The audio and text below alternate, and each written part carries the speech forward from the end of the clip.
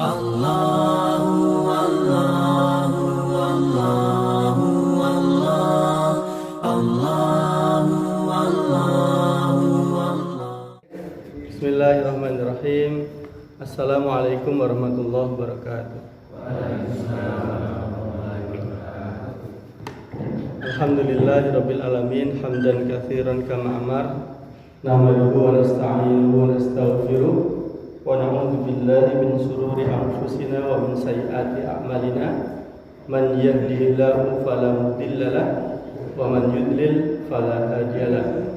Asyhadu an la ilaha illallah wahdahu la syarika lahu wa asyhadu anna Muhammadan abduhu wa rasuluh.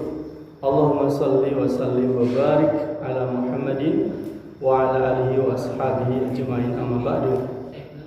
Fa ya ibadallah ittaqullah haqqa tuqatih wa la tamutunna illa wa antum muslimun. Bapak sekalian, rahimakumullah. Hari ini saya menggantikan Pak Parman ya. Tadi juga nggak diberitahu, mungkin lupa ya. Hari ini kita isi aja pertemuan malam hari ini dengan membaca Al-Quran. Kita bersama-sama nanti. Silakan dibuka surat Al-Baqarah ayat 177.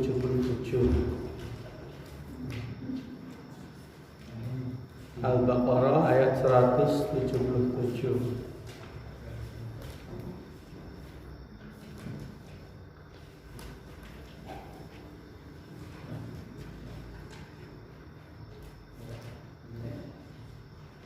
Sampun ketemu nggih?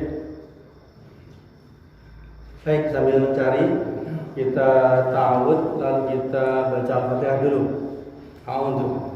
A'udzu billahi minasy syaithanir rajim. Bismillahirrahmanirrahim. Alhamdulillahi rabbil alamin. Ar-Rahmanir Rahim. Maliki yaumiddin. Iyyaka na'budu wa iyyaka nasta'in. Ihdinas siratal mustaqim. Siratal ladzina an'amta 'alaihim ghairil maghdubi 'alaihim waladdallin.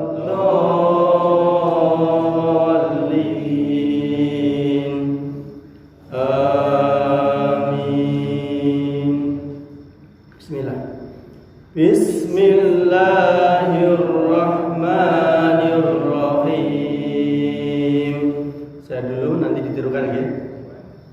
Ayat 177 Al-Baqarah.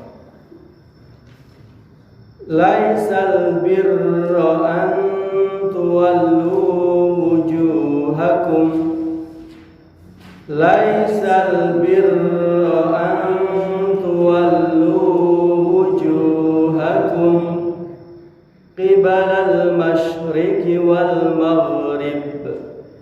Qibalal masyriqi wal maghrib. Walakinnal birra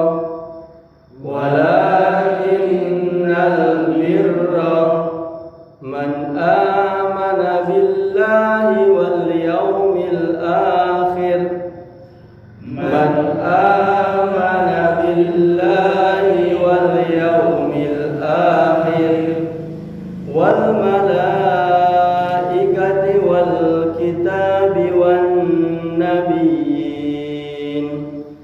Wal malaikati wal kitabi wan nabiyyin.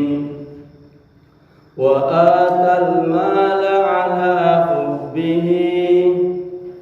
Wa atal mala ala hubbihi zawil qurba wal yatama. Zawil qurba wal yatama wal masakin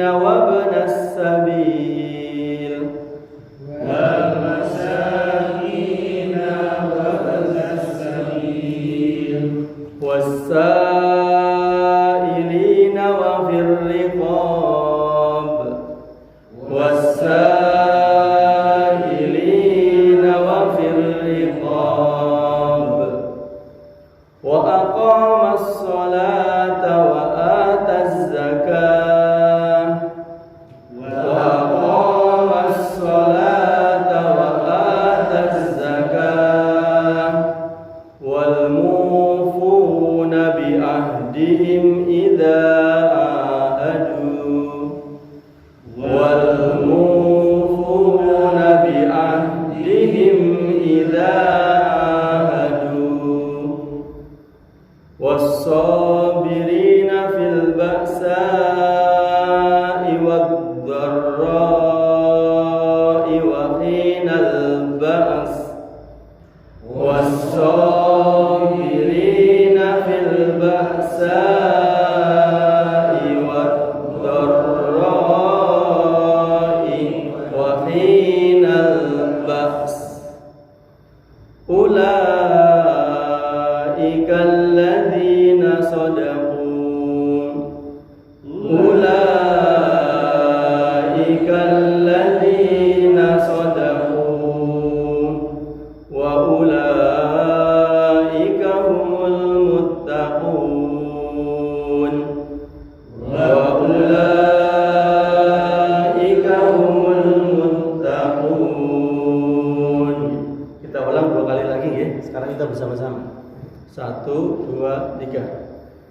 Laisal birra an tuwallu wujuhakum qibalal masyriqi wal maghrib walakinnal birra man amana billahi wal yawmil akhir wal malaikati wal kitabi wan nabiyyin wa atal mala ala hubbihi dhawil qurba wal yatama wal masakin wa ibnas sabil والسائلين وفي الرقاب وأقام الصلاة وآتى الزكاة والموفون بعهدهم إذا عاهدوا والصابرين في البأساء والضراء وحين البأس أولئك الذين صدقوا وأولئك هم المتقون. Sekali lagi, bismillah. Bismillahirrahmanirrahim. Laisal birra an tuwallu wujuhakum qibalal masyriqi wal maghrib walakinnal birra man amana billahi wal yawmil akhir wal malaikati wal kitabi wan nabiyyin wa atal mala ala hubbihi dhawil qurba wal yatama wal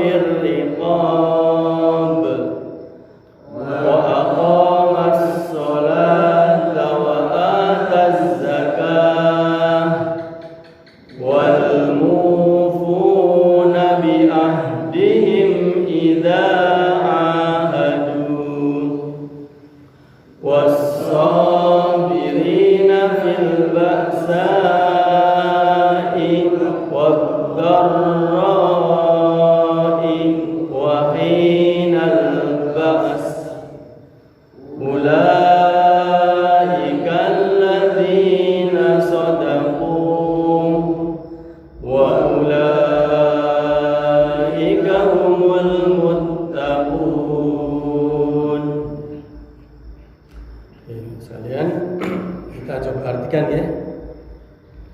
Bismillahirrahmanirrahim. Laisal birra, bukanlah kebaikan itu, antuwallu, kalian menghadapkan wujuhakum, wajah kalian, kibalal masyriqi, ke arah timur, masyriq ya, timur, wal maghribi, dan ke arah barat. Jadi Allah menjelaskan makna kebajikan, kebaikan ya. Kebaikan itu bukanlah kalian menghadapkan wajah kalian ke arah timur ataupun ke arah barat.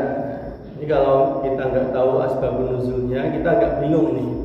Maksudnya apa kok menghadapkan wajah ke timur dan ke arah barat ya? Jadi ayat ini turun ketika terjadi keributan di Madinah ya, yaitu saat Rasulullah mendapatkan wahyu untuk merubah arah kiblatnya yang semula itu mengarah ke arah Yerusalem, ke arah mana? Baitul Maqdis, ke Palestina. Lalu kemudian Allah perintahkan untuk merubah arah kiblatnya dari semula ke Baitul Maqdis, ke Masjidil Aqsa, dirubah ke Masjidil Haram di Mekah gitu. Jadi semula menghadap ke sana, ke Baitul Maqdis, Masjidil Aqsa sebagai kiblat yang pertama, terus kemudian diperintahkan untuk dirubah ke arah Masjidil Haram ya, ke arah Ka'bah gitu. Jadi ini berat sekali. Jadi orang-orang Yahudi itu selama ini mereka berkiblat ke arah Masjidil Aqsa, selama ini seperti itu. Lalu kaum muslimin dari Madinah juga begitu, menghadap ke Masjidil Aqsa. Terus kemudian Allah memerintahkan untuk merubahnya. Nah, ini menimbulkan polemik. Orang-orang Yahudi tidak terima, akhirnya timbul pergunjingan, timbul pembicaraan terus-menerus begitu. Seakan-akan perkara menghadap kiblat itu adalah perkara yang sangat penting, dan memang penting ya. Sebenarnya memang sangat penting. Hanya saja Allah nanti memperingatkan itu bukan perkara yang paling penting. Nah, saking pentingnya kan sekarang itu beberapa masjid itu kan dirubah arah kiblatnya kan ya. Nah, kalau dari arah barat lurus itu geser ke utara 27 derajat. Nah, gitu. Kalau masjid ini sudah pas, jadi ini sudah dulu waktu membangun ini sudah diluruskan ke arah kiblat. Jadi kalau di sini tidak perlu menggeser sajadah ke arah pojok sana ya. Jadi tetap aja lurus karena sudah dipaskan ke arah kiblat. Dan jenengan di depan sana nanti udah lihat masjidnya menceng gitu, karena memang sudah dipaskan arah kiblatnya. Nah, jadi begitu. Semula sebenarnya Rasulullah itu merasa berat ya. Sebenarnya merasa berat. Dulu kan sebelum di Madinah kan Rasulullah itu sholatnya di Masjidil Haram. Kalau di Masjidil Haram kan tinggal di mana arahnya. Jadi Ka'bah kan di tengah. Kalau Rasulullah di sebelah timurnya berarti menghadap ke barat. Kalau di baratnya menghadap ke timur. Kalau di sebelah utara Ka'bah ke selatan. Kalau di selatannya ke arah utara. Sebagaimana kita lihat jamaah haji yang sedang sholat di Ka'bah itu kan begitu toh. Nah, seperti itu. Nah, kemudian pindah ke Madinah. Padahal kalau menghadap ke Masjidil Aqsa, ke Palestina itu, otomatis Rasulullah itu akan membelakangi arah Ka'bah. Itu jadi berat sekali sebenarnya. Yang selama ini menghadap Ka'bah terus membelakangi Ka'bah. Nah, karena keberatan itu, kemudian Allah mengabulkan rasa berat dari Rasulullah itu, lalu dikabulkan keinginan beliau itu untuk menghadap ke arah kiblat. Dan ternyata itu membuat orang Yahudi tidak terima gitu. Lalu jadi pergunjingan. Nah, sampai tiap hari ngomongannya itu terus. Nah, kemudian Allah ingatkan. Nah, ini sekali lagi menjadi petunjuk bagi kita semua bahwa Al-Quran itu tidak hanya turun untuk umat Islam, ya kan? Sahru Ramadan alladzi unzila fihil Quran hudan linnasi wa bayyinatin minal huda wal furqan.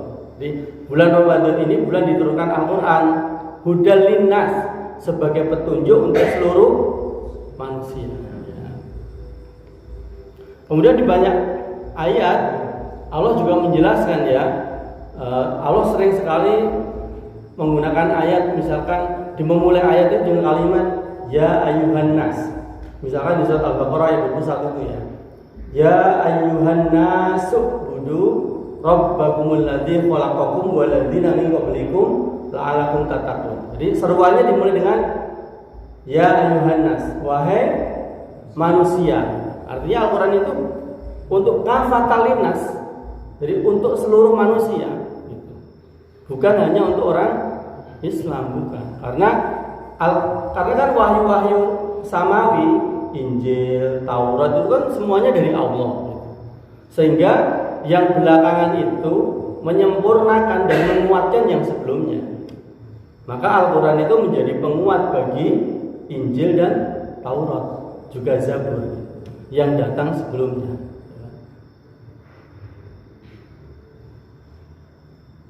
Jadi begitu.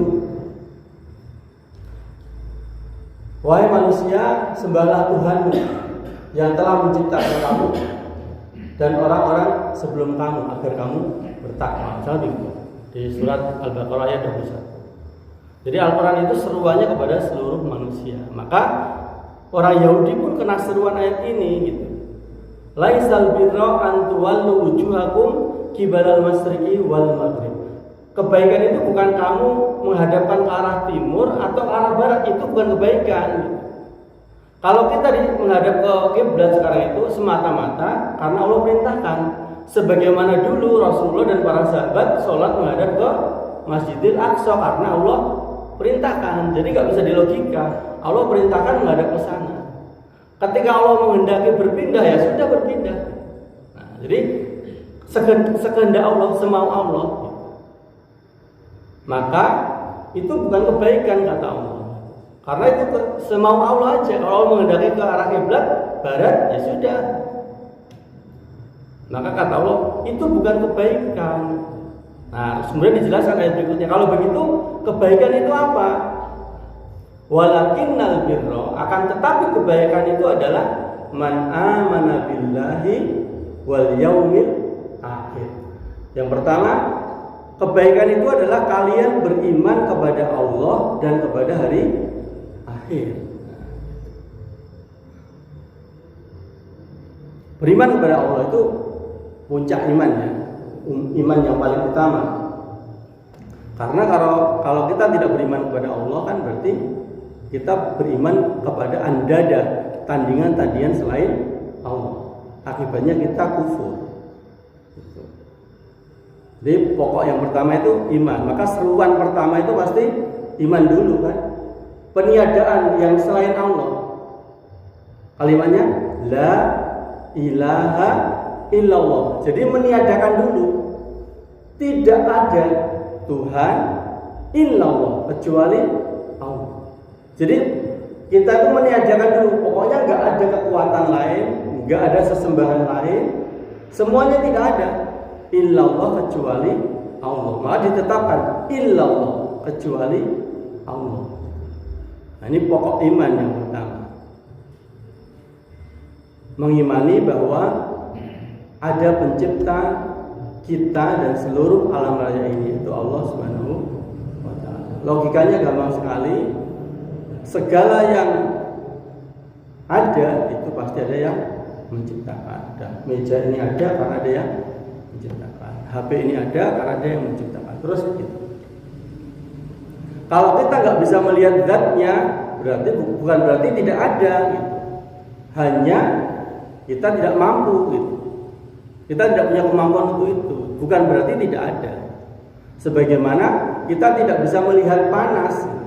Saya sering mengambil contoh kalau kita nyolok setrika listrik ke colokan. Kita secara otomatis itu mau pegang itu nggak berani. Atau kalau bukan listrik ya kabel coloknya muncak gitu. Kita disuruh pegang, berani nggak? Nggak berani kan? Walaupun secara fisik kita tidak melihat setrumnya, secara fisik kita nggak lihat panasnya. Tapi karena kita iman, nah iman itu kayak gitu. Iman itu percaya, hakul yakin.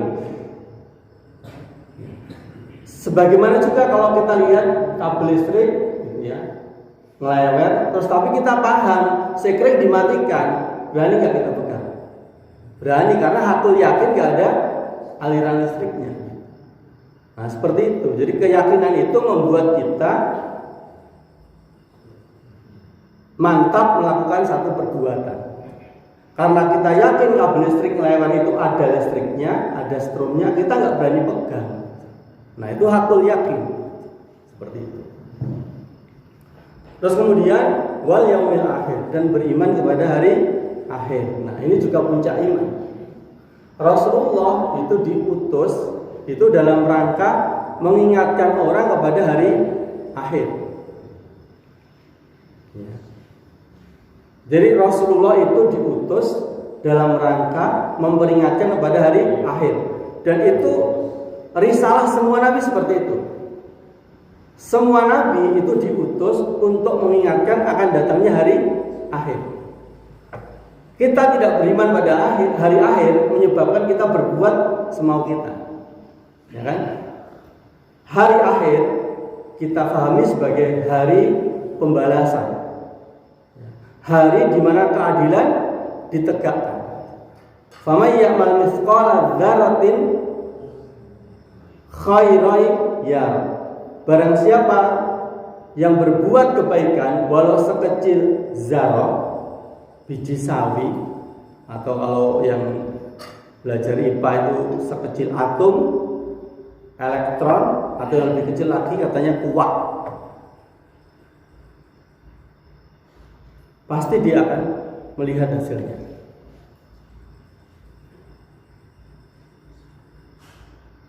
Itu kalau kita iman pada hari akhir.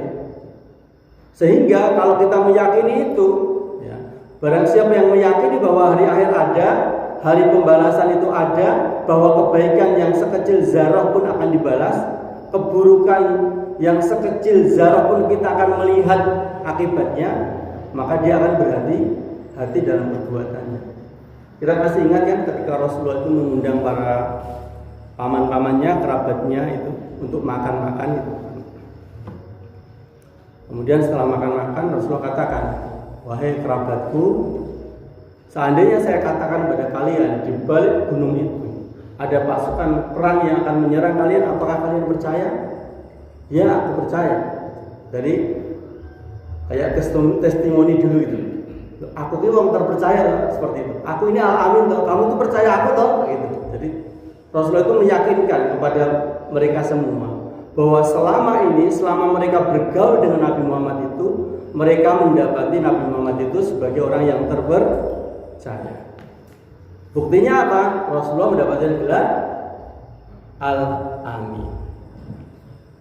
Gelar itu didapatkan Rasulullah ya ketika Ka'bah itu terkena banjir, lalu runtuh, rusak, lalu dibangun kembali pondasinya, diperbaiki gitu. Lalu kemudian orang-orang ribut, masing-masing suku itu merasa paling berhak untuk meletakkan kembali Hajar Aswad di tempatnya. Kemudian Rasulullah itu membuat kemudian mereka itu berembuk, siapakah orang yang pantas meletakkan Hajar Aswad ini di tempatnya lagi.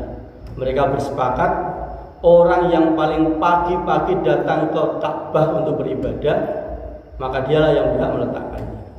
Dan benar yang datang itu adalah Rasulullah. Kemudian Rasulullah oleh mereka didaulat untuk meletakkan Hajar Aswad di tempatnya. Tapi Rasulullah menyelesaikannya dengan cara yang sangat baik, yaitu masing-masing kabilah suku itu disuruh memegang ujung kain. Lalu Rasulullah meletakkan Hajar Aswad di tengah. Lalu meminta mereka mengangkatnya ke tempat di mana Hajar Aswad diletakkan. Baru setelah itu Rasulullah mengambil Hajar Aswad lalu ditempatkan di tempat. Jadi semua kabilah itu merasa mendapatkan kebanggaan, merasa mereka itu dibuang kayak gitu. Nah, sejak saat itu Rasulullah mendapat gelar Al-Amin. Nah, termasuk itu tadi ketika makan-makan Rasulullah mengatakan, kalau aku katakan pada kalian bahwa dari balik gunung itu akan ada pasukan perang yang akan menyerang kalian, apakah kalian percaya? Ya Muhammad, kami percaya kepadamu. Nah, kalau begitu, persaksikanlah aku ini utusan Allah yang mengingatkan kalian kepada hari akhir, bahwa kalian akan dibalas perbuatan kalian di dunia ini, bahwa Allah akan memberikan keadilan kepada kalian atas apa yang kalian lakukan di dunia ini. Nah, baru mereka marah-marah gitu. Muhammad, hanya untuk ini kamu hadirkan kami di sini. Nah, jadi yang ditolak itu bukan Nabi Muhammadnya. Kalau Nabi Muhammadnya sebagai orang yang terpercaya itu mereka sudah meyakininya. Yang ditolak adalah risalah. Nah, demikian juga itu kita para pengemban dakwah, para dai itu kadangkala kita sebagai pribadi itu diterima di masyarakat. Nah, tapi yang ditolak itu kadang-kadang apa yang kita sampaikan. Yang jadi masalah adalah kalau yang ditolak itu adalah kitanya sebagai pribadi tidak terpercaya, misalkan orang yang dipegang pembicaraannya, itu yang jadi masalah. Itu kayak Muhammad Iqbal itu ketika mengatakan al-Islamu mahjubun bil muslimin. Islam itu terhijab, tertutupi, pesona Islam itu tertutupi oleh perilaku kaum muslimin. Ya.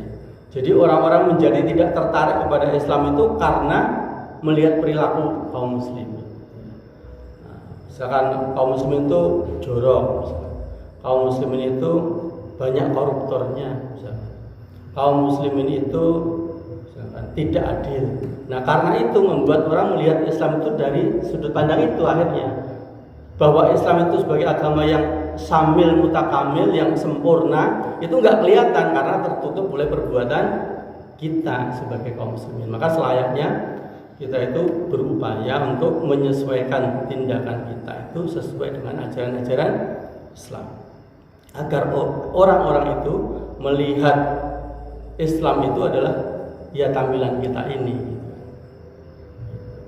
Lah grudak-gruduk kaya ngono gitu. Orang kena dicekel kan jelek. Itu karena kita. Jadi yang menjadi penghalang orang tertarik ke masjid kadang malah kita gitu. Bukan Islamnya. Nah, itu yang ditakutkan sebagaimana yang dikatakan oleh Muhammad Iqbal itu. Kita lanjutkan Bapak sekalian. Jadi beriman kepada hari akhir itu salah satu pokok dari iman kita. Jadi yang pertama adalah kebaikan itu adalah kalian beriman pada Allah. Yang kedua kalian pada hari akhir. Barang siapa yang beriman pada akhir, pasti dia akan berhati-hati dengan perbuatannya. Kemudian wal malaikat, dan beriman kepada para malaikat. Hampir semua agama samawi itu mengajarkan kita percaya adanya makhluk Allah ya, yang menjaga kita, yang menulis perbuatan kita. Kiraman katibin, malaikat-malaikat yang mulia yang selalu taat kepada Allah, katibin, lagi mencatat amal kita. Nah, ini salah satu keimanan kita. Kalau kita iman bahwa masing-masing kita itu didampingi oleh malaikat kiraman katibin yang mulia, yang pasti tidak bermaksiat, dan dia selalu mencatat perbuatan kita, pasti kita akan berhati-hati. Nah, kemudian wal kitabi wan nabiyyin. Kemudian beriman kepada kitab-kitab Allah semuanya. Zabur yang kita imani diturunkan pada Nabi Daud, Injil kita imani diturunkan pada Nabi Isa, Taurat kita imani diturunkan pada Nabi Musa. Al-Quran apalagi kita imani sebagai ya pedoman hidup kita yang diturunkan kepada Nabi Muhammad Sallallahu Alaihi Wasallam. Banyak nanti ciri-ciri bahwa kitab itu semua kitab samawi itu gampang sekali. Misalkan kisah-kisah cerita tentang Adam dan Hawa itu di Injil ada, di Taurat ada. Anda kenal kalau mereka menyebut Ibrahim dengan Abraham, ya kan? Nabi Yunus dengan Yohanes, ya kan? Hawa dengan Eva, ya kan? Nah, seperti itu. Isa, Yesus, itu kisah-kisahnya itu sama. Itu menunjukkan bahwa semua kitab ini adalah kitab samawi, berasal dari mata air yang sama, yaitu dari Allah Subhanahu wa taala. Nah, itu yang dikatakan Raja Habsyah, Raja Najasyi ya, ketika ada utusan dari Nabi Muhammad yaitu Ja'far bin Abi Thalib bersama rombongannya, kalau tidak salah 72 orang, hijrah yang pertama kali dari Mekah ke Abyssinia atau ke Habsyah, ke Ethiopia kalau sekarang. Nah, terus kemudian orang-orang Quraisy itu merasa kecolongan, orang-orang beriman bisa keluar dari Mekah lalu hijrah ke Abyssinia itu naik kapal sekalian. Jadi bukan jalan kaki. Itu lebih berat lagi. Itu naik kapal, naik perahu. Karena ke Afrika kan. Nah, kemudian orang-orang Quraisy itu mengutus Amr bin As. Nanti Amr bin As itu menjadi salah satu tokoh kaum muslimin ya. Tapi dulu dia adalah delegasi kiriman orang-orang Quraisy untuk memprovokasi Raja Najasyi, Raja Habsyah, untuk mengusir Ja'far bin Abi Thalib bersama rombongannya biar dikembalikan ke Mekah. Jadi caranya itu licik sekali. Jadi datang Amr bin As bersama rombongan itu bawa emas dan perak, bawa harta yang banyak. Kalau bahasa kita sekarang nyuap gitu. Raja Najasyi disuap pakai harta yang banyak, emas dan perak. Nah, enggak mempan gitu ya. Raja Najasyi tetap berbuat adil, enggak mempan. Lalu kemudian jurus yang kedua dikeluarkan. Dikatakan kepada Raja Najasyi, kalau bahasa kita seperti ini. Wahai Raja Najasyi, orang-orang yang datang ke negeri kamu ini adalah orang-orang yang melecehkan Tuhanmu dan Bunda Maria. Jadi mereka kan punya percayaan yang wanita suci itu Maryam. Kalau mereka nyebutnya Maria ya. Kemudian kalau Raja Najasyi sendiri dia percaya keesaan Allah. Beliau termasuk yang percaya Allah itu satu, monoteisme, Allah itu satu. Sementara kalau Yesus atau Nabi Isa itu adalah nabi sebagai rasul utusan Allah. Itu percaya seperti itu. Nah, harus dipanas-panasi gitu. Coba kalau Anda nggak percaya, tanyakan pada Ja'far bin Abi Thalib itu tentang kepercayaan kamu. Nah, itu caranya mengadu domba. Jadi dia Amr bin As ini menghembus-hembuskan, memprovokasi ya, agar Raja Najasyi itu nanti mengusir Ja'far bin Abi Thalib dan rombongannya. Lalu dipanggil, kan raja yang adil itu enggak gampang terprovokasi. Lalu dipanggil Ja'far. Terangkanlah apa yang dibawa oleh nabimu tentang Isa dan Maryam. Lalu dibacakan surat Maryam kan. Kisah cerita Nabi Isa dari Maryam sebagai wanita suci yang tinggal di mihrab, kemudian didatangi malaikat Jibril, ditiupkan ruh Allah, sampai kemudian melahirkan di bawah pohon kurma, ya kan? Sampai kemudian Nabi Isa itu bayi bisa berbicara, yang menyatakan bahwa dia utusan Allah. Terus semuanya diceritakan, dibacakan aja, dibacakan. Terus kemudian kata Raja Najasyi begini, dia menarik tongkatnya di tanah sambil begini. Dia katakan, apa yang kamu baca dan apa yang saya yakini berasal dari air mata air yang sama. Artinya ini sama-sama wahyu dari Allah. Sudah, setelah itu Amr bin As, kembali kamu ke negerimu dan aku tidak butuh hartamu.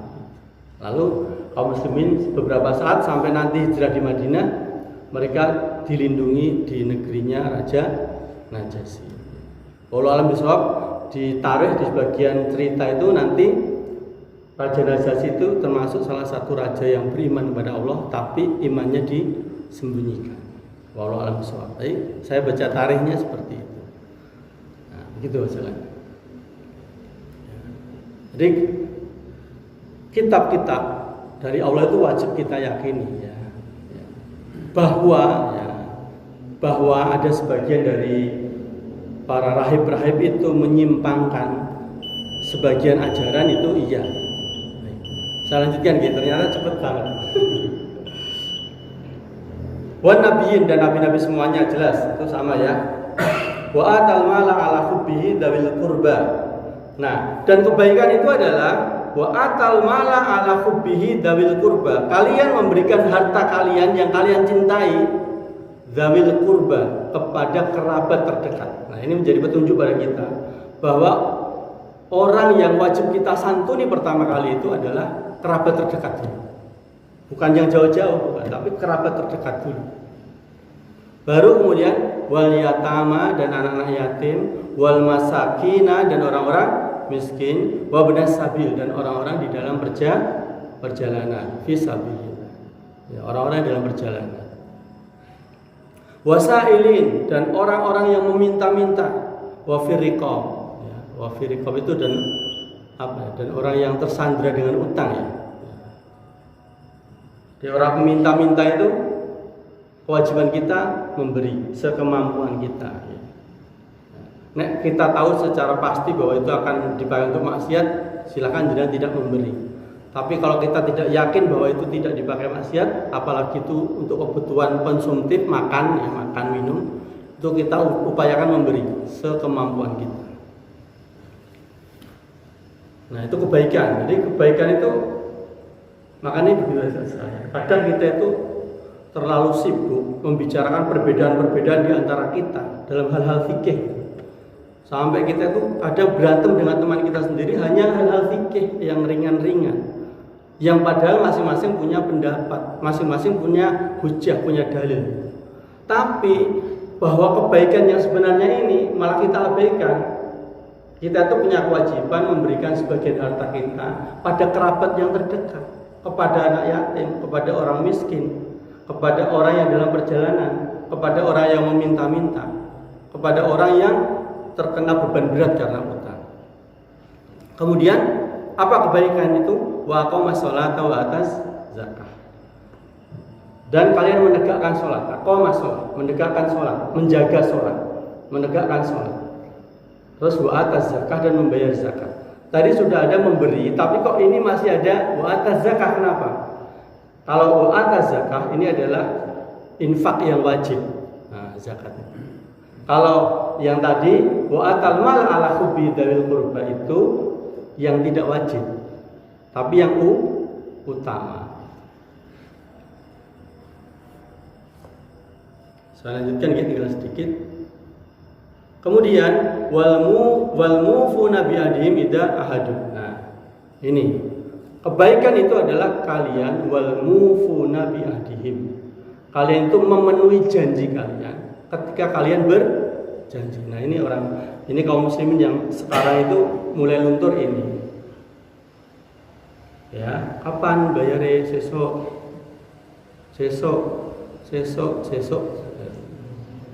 Nah, padahal itu berjanji. Nah, itu.